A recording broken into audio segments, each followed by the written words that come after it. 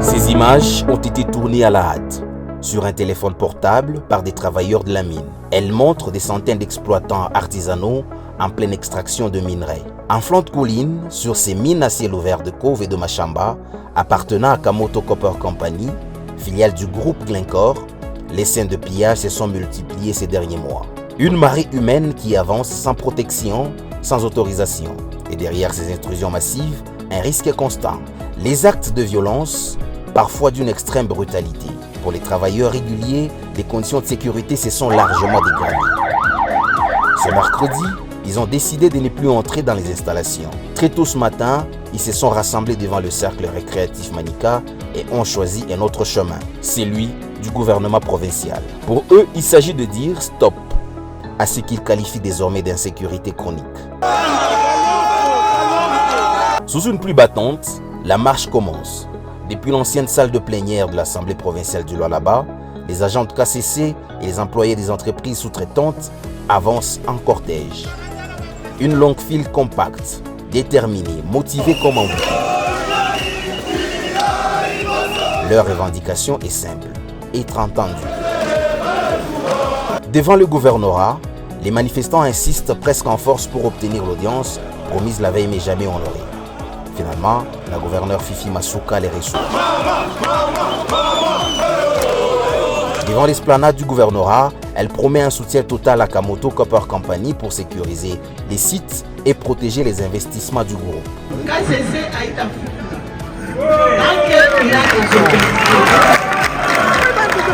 Un engagement solennel, mais pour les syndicats, les assurances verbales ne suffisent plus.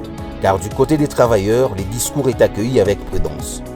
La délégation syndicale de KCC, par la voix de son président, dit attendre des mesures concrètes davantage de présence sécuritaire, une réaction rapide lors des intrusions et surtout un plan d'action durable. Elle a parlé de discuter avec son chef, le président de la République, pour voir si la garde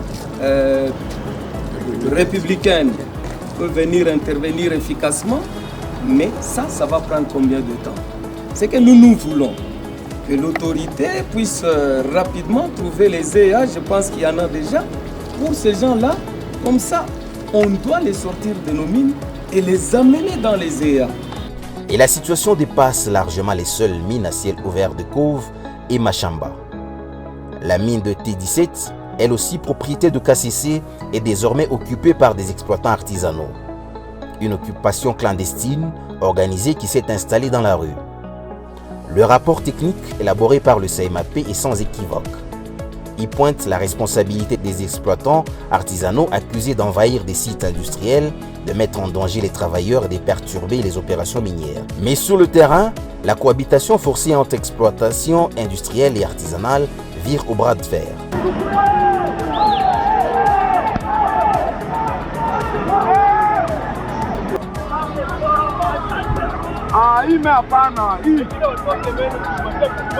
Pour les agents de KCC, chaque intrusion était un risque majeur. Glissement de terrain, effondrement, accident, confrontation avec des groupes parfois armés.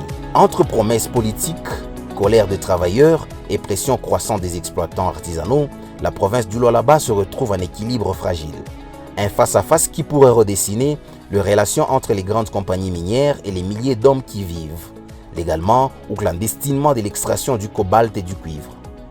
Dans ces mines, où chaque jour se joue une part de l'économie mondiale, la sécurité des travailleurs et la stabilité des opérations restent désormais au cœur de toutes les préoccupations.